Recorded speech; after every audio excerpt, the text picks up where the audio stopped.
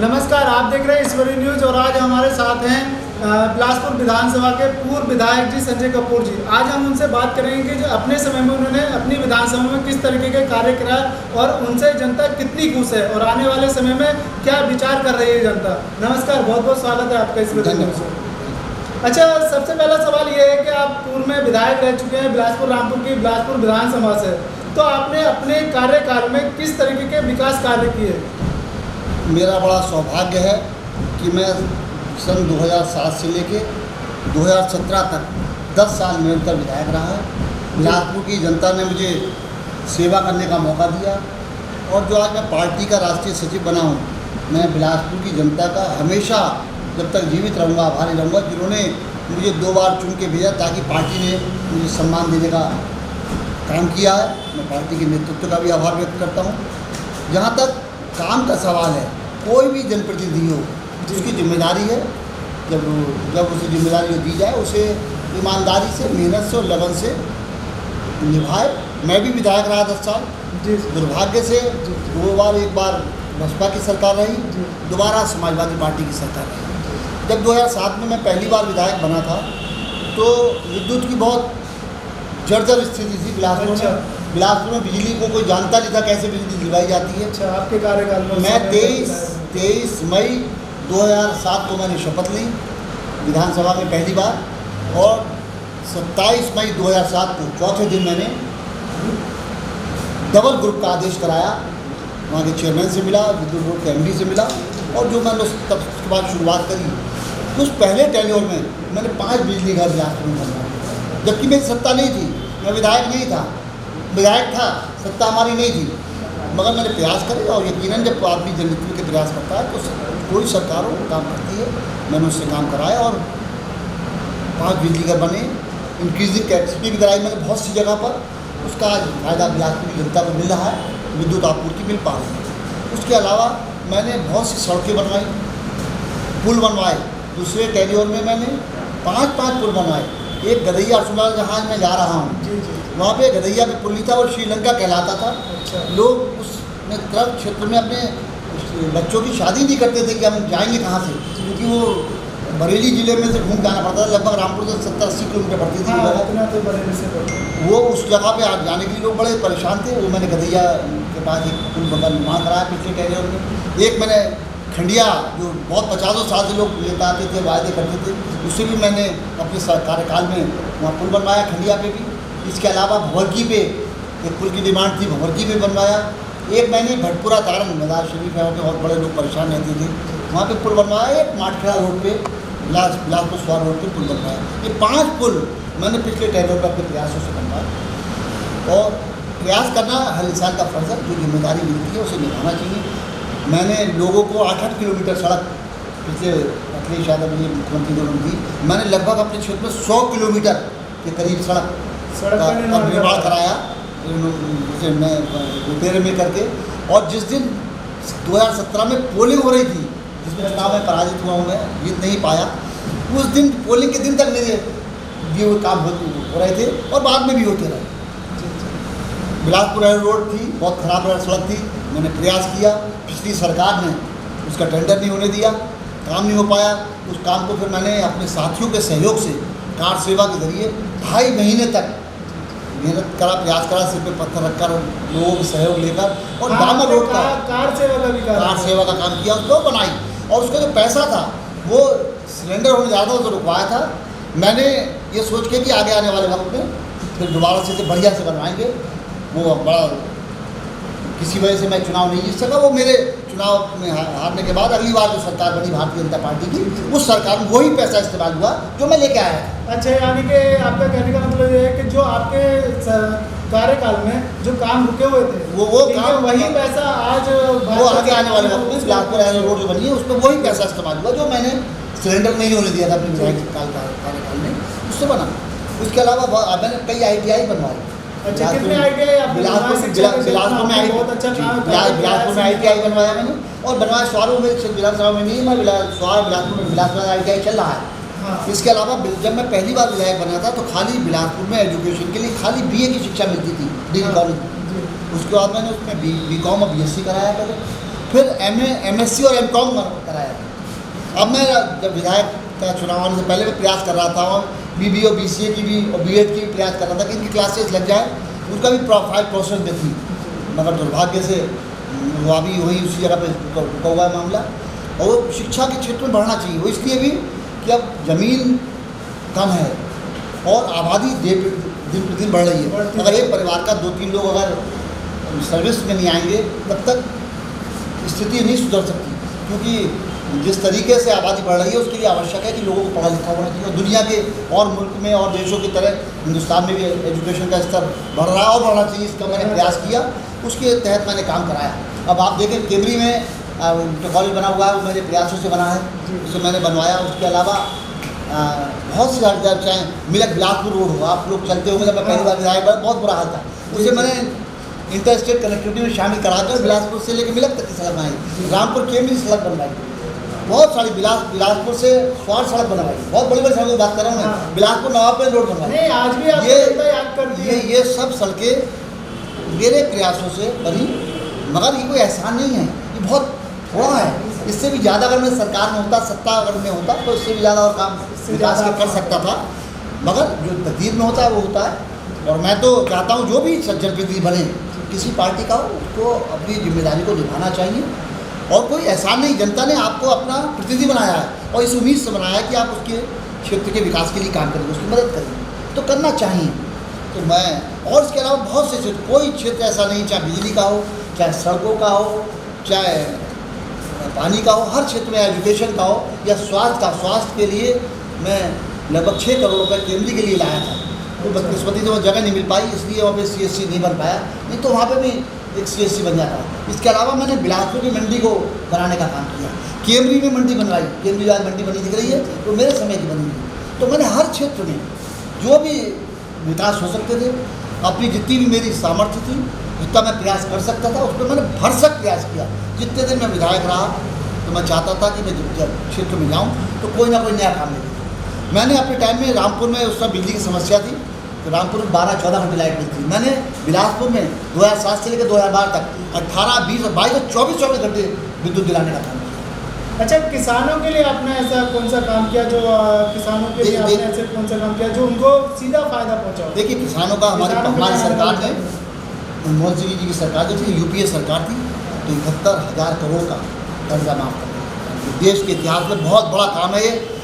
आज भी मैं मध्य प्रदेश का सह प्रभारी हूँ, अपनी पार्टी की विधायक सेक्रेटरी दे रखी है। तो राहुल जी जब गए थे, हमारे नेता, उन्होंने वहाँ वायदा करके आए थे कि अगर मेरी सरकार बनती है तो 10 दिन में 2 लाख तक के कर्जा किसानों का माफ़ करेंगे। और मैं मुझे हर्ष है इस बात को कहते हुए, 1 लाख से ज़्यादा का कर्जा माफ़ हो चुका था सबका, और माफ़ का प्रक्रिया चल रही थी। अगर सरकार ये ना गिराई जाएगा भारतीय जनता पार्टी द्वारा तो हमारा सब काम पूरा हो जाता जो हमारे वचन पत्र में वायदे थे। कांग्रेस पार्टी जो कहती है वो करती है, और आज देश को एक मजबूत सरकार की ज़रूरत है, मजबूत ऐसे लोगों की जो सब समाज को साथ लेकर चल सके, देश के विकास के लिए काम कर सके। क्योंकि बातें करना कहना तो आसान है, मगर काम को अंजाम तक पहुंचाना, विकास के लिए काम करना, जनता को के दिलों को जीतना, ये सबसे बड़ी चुनौती है। बिलासपुर विधानसभा में आपके यहाँ पे स्टेशन पर जो है संपर्क क्रांति ट्रेन नहीं रुकती थी पहले, तो वो आपके एक क्रेडिट आपको जाता है, किस तरीके से आपने प्रयास किया? मैं बहुत सौभाग्यशाली इस मामले में कि मुझे बिलासपुर में बात सजा सुपर फास्ट ट्रेन है, वहाँ के बाद दिल्ली के बाद 2 ही एक स्टॉपेज थे, वहाँ मैंने प्रयास करा। तो बिलासपुर में संपर्क क्रांति आज भी स्टॉपेज है, और रोकी ट्रेन रेलवे विभाग द्वारा रुकवाई, प्रयास से रेलवे मंत्री से मिला मैं। इसके अलावा मिलक मेरे विधानसभा क्षेत्र में था पहले 2007 में, तो मैंने वहाँ पे आला हजरत रुकवाई है। और आज आला हजरत से लोगों को बहुत बड़ा लाभ, जब वो रेलवे स्टेशन के प्लेटफॉर्म पर जाते हैं तो कहीं ना कहीं जिक्र जरूर करते हैं। हाँ, ये हमारे लिए सौभाग्य की बात है। इसके अलावा मैंने आप केमरी हाल्ट है, स्टेशन नहीं है, केमरी मेरी विधानसभा क्षेत्र में आता है, उसमें मैंने पिछले दिनों में तो अपने प्रयास से रानीखेत एक्सप्रेस ट्रेन वो और बाग एक्सप्रेस, इनको भी स्टॉपेज कराने का काम किया। वो बात को बंद कर दिया गया है, मगर मैंने उसे कई साल 5-6 साल निरंतर वो उसका स्टॉपेज हाल्ट पे रहा। जब मैं किसी से जिक्र करता था कि हाल्ट पे हमारे रानीखेत एक्सप्रेस या बाग एक्सप्रेस रुकती है, तो लोग यकीन नहीं करते थे कि हाल्ट पे रुक नहीं सकती थी। मगर अगर आदमी का प्रयास अच्छा हो और मजबूत इरादे हो तो ईश्वर भी साथ देता बस है। अड्डे का भी आपने मैंने बिलासपुर में बस अड्डा भी बनवाया था, बार उसकी जगह भी हो गई थी, पैसा भी आ गया, सब बहुत लंबा प्रयास करा था मैंने, मगर वो किसी कारणवश उनको रोडवेज वाले जो रेवेन्यू को पेमेंट करना था उतना पेमेंट 5-6 करोड़ का नहीं कर पाए। उस चक्कर में वो कुछ टाइम बसें रुकी, फिर वो हेल्थ वालों ने अपने कब्जे में ले लिया, मगर वो बड़ा आवश्यक है आज के दिन, क्योंकि बाईपास बन गया और बसें तो अब शहर में आ सकती है, अब जाम भी नहीं रहेगा आगे आने वाले वक्त बिलासपुर में। तो मैं चाहूँगा कि जो भी सरकार मौजूदा सरकार है उस समय रोडवेज 5 बिल्कुल कम्प्लीट है, सब जगह से हुआ है, कहीं कुछ नहीं करना, सिर्फ एक हल्के से प्रयास से बिलासपुर में रोडवेज का बस स्टॉप वो बिल्कुल बिलासपुर चौराहे पे उसका लाभ जनता को मिलेगा। बिलासपुर की क्योंकि दूर अगर होगा तो जाने में परेशानी हो, रात में अगर 12 बजे भी बस हो गई तो उसका भी लाभ पहुँचेगा। तो अगर मुझे आने वाले वक्त में मौका मिला तो मैं प्राथमिकता पे से कराऊँगा। वैसे मुझे उम्मीद है अगर जो मौजूदा सरकार है वो प्रयास करेगी तो वो भी उसमें उन्हें 90% काम मेरे द्वारा करा हुआ है, उनको कुछ करना नहीं है, करा रखा है सब कुछ, थोड़ा सा प्रयास करना है, फाइल को मूवमेंट से अप्रूवल लेना, कुछ नहीं होना उसमें, ज़्यादा काम नहीं है। मुझे पूरा विश्वास है कि वो काम आने वाले वक्त में होगा। अभी सरकार कर देगी तो अच्छा है, नहीं तो अगर मुझे दोबारा मौका मिला तो मैं उन्हें जरूर करूँगा। इसके अलावा बहुत से क्षेत्र, कोई क्षेत्र ऐसा नहीं है जिसमें मैंने कोई विकास के लिए काम ना किया। मैंने जानवरों के अस्पताल बनाए, एनिमल हॉस्पिटल बनाए, कई जगह बनवाए, इंटर कॉलेजेस कई मैंने बनवाने का टाइम में काम किया था। वो तो एक रूटीन का जब विधायक था, जनप्रतिनिधि था, तो जिम्मेदारी को निभाना चाहिए, तो मैंने जगह जगह काम किए और आने वाले वक्त में और जो अधूरे रह गए काम उनको पूरा करने का। अच्छा, जो आपकी जो छवि है बिलासपुर विधानसभा से लेकर, मैंने देखा कि देश में भी आपकी बहुत अच्छी छवि है। अगर हम मध्य प्रदेश की अगर बात करें तो वहाँ पे नीलाभ शुक्ला जी हैं कांग्रेस में, मेरी बातचीत उनसे वाई फोन होती रहती है, मगर वो आपकी बहुत तारीफ करते हैं। मध्य प्रदेश में भी आपकी एक अच्छी पकड़ बनती जा रही है, ये आप एक व्यवहारिक कह सकते हैं आपको। देखिए क्या राज है इसका? मुझे बड़ा सौभाग्य है कि मुझे पार्टी ने वहाँ की जिम्मेदारी दी, मैं धन्यवाद करना चाहता हूँ। वहाँ जिस क्षेत्र में मालवा निमाड़ का एरिया देख रहा था मैं चुनाव के समय में, विधानसभा के 2018 में, तो वहाँ पे 9 सीटें थी और मैं जब जिम्मेदारी दी गई तो 9 की वो 36 सीटें हो गई, 4 टाइम्स बढ़ी। तो मैंने वहाँ ये नहीं देखा किसका आदमी कौन है, ये देखा कि मजबूत आदमी पार्टी में लड़ेगा, टिकट देगी पार्टी तो जीत सकता है। तो उसके लिए पार्टी ने उसको जिम्मेदारी दी, टिकट दिया, वो लोग जीत के आए, उससे सरकार बनी हमारी। वो अलग बात है, हम बहुत मार्जिन पे नहीं थे, किनारे पे थे, इसलिए बड़ा मार्जिन नहीं था, इसलिए थोड़ा हमें समस्या आई। और जिस तरीके से भारतीय जनता पार्टी लोकतंत्र का हत्या करने का काम कर रही है, वो हत्या करने का काम उन्होंने मध्य प्रदेश में भी करा। लोकतंत्र अब राजस्थान में भी प्रयास कर रहे थे और विफल हो गए, मगर मध्य प्रदेश में हमारी बदकिस्मती है, वो कामयाब होगा। मगर आने वाला वक्त, अगर बिलासपुर विधानसभा की जनता आपको दोबारा से विधायक चुनती है, ठीक है, तो फिर आप उनके लिए क्या नई चीज़ लेकर आएंगे जो उनको सीधा फायदा मिले, शिक्षा के क्षेत्र में, अस्पताल के क्षेत्र में, स्वास्थ्य के क्षेत्र में, क्या ऐसा कुछ लेकर आएंगे? देखिए वहाँ जनता आपको दोबारा से विधायक, देखिए वहाँ 2-3 चीज़ों की आवश्यकता है जी। कृषि के क्षेत्र में तो हमारा बिलासपुर में बड़ा सौभाग्यशाली उस क्षेत्र का मैं किसान हूँ, बहुत देश में भी बहुत अच्छा परफॉर्मेंस रहती है एग्रीकल्चर के मामले में। तो कृषि के क्षेत्र में कोई कृषि का कि लोगों को जानकारी मिले, इसलिए कोई यूनिवर्सिटी कृषि के क्षेत्र में लगना चाहिए। बिलासपुर में यूनिवर्सिटी मिलनी चाहिए जिससे बच्चे आने वाले टाइम में रिसर्च कर सकें और उनमें पता चल सके कि अभी क्या वो है जिससे हमें ज़्यादा से ज़्यादा आमदनी हो सके, अच्छा लोगों में अपना रिस्पॉन्स दे सकें। उसके अलावा वहाँ पर मेडिकल की बहुत बड़ी परेशानी है। बिलासपुर मेडिकल कॉलेज होना चाहिए, मेडिकल की कोई अच्छी सुविधा नहीं। बिलासपुर केमरी या मिलापुर को अच्छी सुविधा मिला, मैं चाहता हूँ कि बिलासपुर को एक मेडिकल कॉलेज या बड़ा मेडिकल इंस्टीट्यूट ऐसा बने जिससे कि लोगों को, जो हम जरा सा भी कोई अगर बीमार होता है तो हम कभी बरेली भागते हैं, कभी हल्द्वानी, कभी दिल्ली लेके जाते हैं, कभी रात जाते हैं। बिलासपुर में हम लोगों को रामपुर तक में नहीं है, उनको अच्छे स्तर की स्वास्थ्य सेवा मिल सके, ऐसा आप प्रयास करेंगे। और सबसे बड़ी बात क्या है, नौजवान, अब हम तो लंबी बातें नहीं कर सकते, हमारे माननीय प्रधानमंत्री कहते हैं 15 लाख रुपये खातों में आएगा, 2 करोड़ लोगों को रोजगार मिलेगा। रोजगार मिलेगा कहाँ से? जब हमारी इंडस्ट्री लगेगी।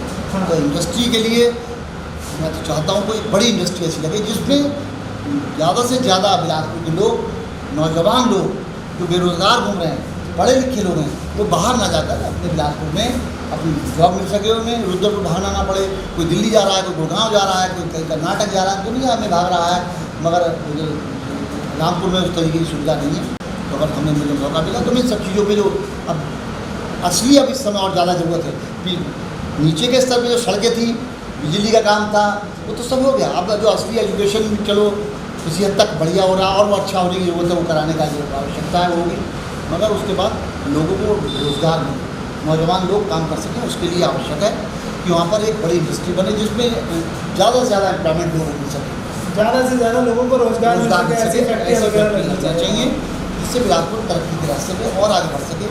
मुझे अगर जनता ने फिर से मौका दिया तो मैं आपको यकीन दिलाता हूँ कि लोगों को जो मुझसे अपेक्षा होगी उससे कहीं ज़्यादा बढ़ के मैं विकास के लिए, भाईचारे के लिए। ठीक है, एक आखिरी सवाल, कांग्रेस पार्टी का जो स्तर है, ग्राफ है, वो कहीं ना कहीं गिरता जा रहा है, ठीक है, उसके लिए आपको जिम्मेदारी इस पार्टी ने दे रखी है, उसके लिए आप किस तरीके से काम करेंगे? देखिए आज जिससे उनका जो आने वाला टाइम है बहुत अच्छा हो सके। देखिए देश में आज बात सच है, कुछ इस तरीके का माहौल बनाने का प्रयास कर रहे हैं कुछ लोग कि आपस में हिंदू और मुसलमान में बंटवारा हो, जाति कौम धर्म में। कांग्रेस पार्टी ने चाहे कितनी भी समस्या आई, कितना भी बड़ा नुकसान हुआ, कांग्रेस पार्टी ने कभी बंटवारे की राजनीति नहीं करी। कांग्रेस ने भाईचारे की बात करी और विकास और तरक्की की बात करी, हम उसी के सिपाही हैं पार्टी। तो वही बात सच है कि किसी की जज्बातों को उभार के वोट लेना आसान है, मगर विकास के ज़रिए, काम के ज़रिए, भाईचारे के ज़रिए मुश्किलें जरूर आती हैं। सच परेशान हो सकता है, मगर सच को झूठ नहीं ठहराया जा सकता। वक्त की परेशानी आती है, परेशानी आ रही है कांग्रेस के साथ भी, मगर मुझे पूरा विश्वास है आने वाले वक्त में कांग्रेस की जनता की समझ में आ रहा है कि इन्होंने क्या कहा और क्या किया। जिस तरीके से बातें हुई थी कोरोना काल में, आप पता है आज का व्यापारी परेशानी, मध्यम वर्ग की कोई कहने वाला नहीं, वो ये भी नहीं कहता, ना हाथ फैला सकता है, ना रो सकता है, ना कह सकता है कि मेरे पास घर में रोटी नहीं खाने को, कोई नहीं। आप दुकानें बंद पड़ी रही 4-4, 5-5 महीने, 6 महीने, कोई बिजली के बिल आ रहे हैं, GST लिया जा रहा है, उनके लोन पे इंटरेस्ट चल रहा है, और जितना उनका अगर उन्होंने कैसे लिमिट ले लगी, लिमिट पर ब्याज चल रहा है। कोई ना कोई सरकार को ऐसी मदद करनी चाहिए थी जिससे मध्यम वर्ग को भी, मध्यम वर्ग के व्यापारी को या इंडस्ट्री वाले को कुछ जरूर राहत पहुँचती, चाहे GST में होती या बिजली के बिल उन्हें 3 या 6 महीने का माफ़ कर जाती, या उनका जो लोन था या लिमिट थी उसको ब्याज माफ, कुछ तो ऐसा काम होता जिससे जनता को, मध्यम वर्ग को फायदा पहुँचता। अच्छा, एक आखिरी सवाल, इस समय देश जो है बहुत परेशानी में, कोरोना जैसी महामारी से पूरा विश्व ही, और जिसमें हमारे देश भी आता है, तो पूरा देश इस बीमारी से जूझ रहा है, तो क्या आज की मौजूदा सरकार को जनता के लिए क्या करना चाहिए था? देखिए अगर इस समय दूसरी सरकार नहीं होती और आपकी सरकार होती तो क्या काम करते उनके लिए? देखिए कांग्रेस पार्टी जो कहती है वो करती है, कांग्रेस पार्टी और होगी और होगी, ईश्वर ने चाहा भी होगी। तो हम जनता के हित के काम करते हैं। आज जो मध्यम वर्ग के लोगों में बैठते हैं, जाते हैं, बात करते हैं, वो परेशान है। जो जनता परेशान है उसका ख्याल आपको करना पड़ेगा। आज चाहे GST में छूट मिलती है मध्यम वर्ग के लोगों को, या सबको, बड़े वर्ग को तो परेशानी है नहीं, उसको कोई दुख नहीं है, तो थोड़ा कम हो गया, फिर आगे फिर हो जाएगा, उनको तो परेशानी नहीं है। मगर गरीब जनता की मध्यम वर्ग उनको ज़्यादा समस्या है, गरीब जनता को परेशानी है, किसान को परेशानी, उनके लिए कोई ना कोई डायरेक्ट बेनिफिट मिलता है, डायरेक्ट बेनिफिट। अब हमने 20 लाख करोड़ का पैकेज दिया, कहाँ है पैकेज, क्या फ़ायदा पहुँचा है? कोई खाली आंकड़ों से काम नहीं चलेगा। धरातल पर बिजली का बिल माफ होता है, GST में होता है, बैंक के इंटरेस्ट में कोई माफ़ी होती, या उनको लिमिट में कुछ छूट मिलती, तो कुछ लाभ पहुँचता, वो कोई आपने नहीं दिया। तो अब आप खाली बातें करने से, मैं समझता हूँ जुमलों से बहुत लंबे समय तक जनता खुश हो सकती है। कांग्रेस को अगर मौका मिलेगा तो कांग्रेस इन सब चीज़ों पे बेहतर ढंग से काम करेगी, और मुझे पूरा विश्वास है जिस तरीके का माहौल उत्तर प्रदेश में माफिया राज हो रहा है, क्राइम बढ़ रहा है, करप्शन बढ़ रहा है, तो अब आने वाले वक्त में पब्लिक तो लोकतंत्र में जनता सर्वोपरि ये आसमान पर डालती है, धरातल पर लाती है। तो मुझे पूरा विश्वास है आने वाले वक्त में कांग्रेस की उत्तर प्रदेश में सरकार बनेगी और देश में 2024 में बनेगी, और कांग्रेस जैसे पहले करती थी कांग्रेस जनता उससे ज़्यादा बेहतर ढंग से, ज़्यादा बेहतर ढंग से काम करके जो समाज के लिए, जनता के लिए करेगी, और जनता अब बदलाव भी चाहती है। मुझे पूरा विश्वास है कांग्रेस की सरकार आने वाले वक्त में बनेगी। इस वक्त हमारे साथ मौजूद थे बिलासपुर विधानसभा से संजय कपूर जी। ठीक है, आने वाले टाइम में अगर बिलासपुर विधानसभा से इनको विधायक जनता द्वारा बनाया जाता हो तो ये तन मन धन से पूर्ण रूप से सेवा करेंगे। देखते रहिए इस नमस्कार। खबरों की अपडेट के लिए आप हमारे चैनल को लाइक करें, सब्सक्राइब करें, पसंद आई वीडियो को शेयर करना ना भूलें।